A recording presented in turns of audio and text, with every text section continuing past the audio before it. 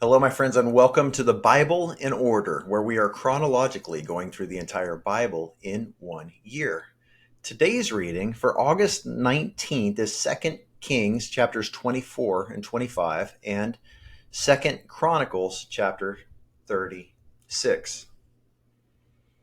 The destruction of Jerusalem. It had been foretold for centuries. God had sent multiple prophets over multiple years, decades, again, centuries, warning the people, turn from your wickedness or you will lose it all. One of the themes we see in these chapters is that God will use people of this world who are not even his people, quote unquote. I mean, everything and everyone ultimately belongs to him, but generally speaking, we make a determination or a delineation between the people of God and those who are not his people. In other words, the people who God has chosen out of the world to serve him, to love him, to walk in fellowship with him, even though they don't do it, hence the destruction of Jerusalem, and those who are just the rest of the people who don't belong to God, who rage against him. But in these chapters, in these books, we've seen time and time again, it's God's people, it's God's chosen people who have been raging against him, who have been puffed up in their pride and their arrogance, who want nothing to do with the God of the universe, who created them to be in loving relationship with him. The Bible uses the analogy of a marriage so often. Think about coming down the aisle for your bride, only to find that she has 5 other husbands or boyfriends there with her. And she says, let's still get married. Of course that wouldn't be okay. God is jealous for his people. And he knows that as much as it hurts his heart, when she turns away, when his people turn away, when we turn away, it hurts us more. So then God will often use people like Nebuchadnezzar and raise them up against his people to show his people that it's not better that way. You are not better off. And then because he's using imperfect people who are much of the time not walking according to God's plan either, and they end up taking it too far a lot of the time. God, in his wisdom, in his knowledge of everything, foresaw all these events that we're reading about today. The destruction of Jerusalem, the destruction of the people, the destruction of the temple that Solomon had built. God saw it all. He knew it all. But I don't think he wanted any of it to happen. We have this difficult reasoning in our minds of if God is all powerful and all knowing, and he could have done anything that he wanted, and he knew it was going to happen, why didn't he just stop? Why didn't he just stop it? Why didn't he just force the people to love him? Why didn't he change his rules or do something to avoid this demolition of this beautiful and sacred holy place? But my friends, that's not how God operates. He wants us to have free will. He chose to give us the ability to choose. Would you want to be married to somebody who does not love you? Or maybe they're predispositioned to love you?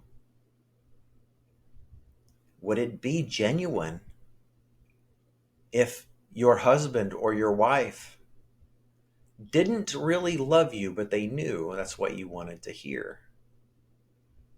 Or if they were a robot, a computer program, who was programmed to never disagree with you, to always puff you up with words of affirmation, words of adoration, it would be meaningless. God did not create a robot race. We're not artificial intelligence. He's giving us the opportunity to choose. And so as we read today in 2 Kings 24 and 25, we see a summation, a recounting of the stories that we've already read, the different kings that were raised up. And then in 2 Chronicles 36, it's again much of the same. But I want to read for you the destruction of Jerusalem in 2 Chronicles 36:15 and following. But Yahweh, the God of their ancestors, sent word against them by the hand of his messengers, sending them time and time again, for he had compassion on his people and on his dwelling place. But they kept ridiculing God's messengers, despising his words and scoffing at his prophets, until until the wrath of Yahweh was so stirred up against his people that there was no remedy. No remedy. Think about that. There was no other way.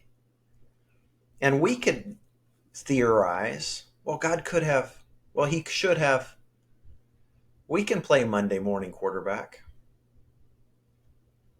But friends, God knows infinitely more than anything we could even ask or imagine. In fact, the Bible says the good that he has in store for those who love and trust him is infinitely better than anything we could ever think or imagine to ask him. There was no other way. And so he brought up against them the king of the Chaldeans, who killed their fit young men with the sword in the house of their sanctuary.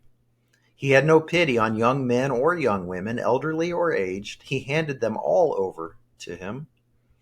He took everything to Babylon, all the articles of God's temple, large and small, the treasures of Yahweh's temple, and the treasures of the king and his officials. And then they burned God's temple, the one Solomon had built. They tore down Jerusalem's wall, burned all of its palaces, destroyed all its valuable articles. He deported those who escaped the sword to Babylon. Remember, Babylon is confusion. And they became servants to him and his sons until the rise of the Persian kingdom. Remember the Medes and the Persians coming soon? All this fulfilled the word of Yahweh through Jeremiah, and the land enjoyed its Sabbath rest all the days of the desolation until the 70 years were fulfilled.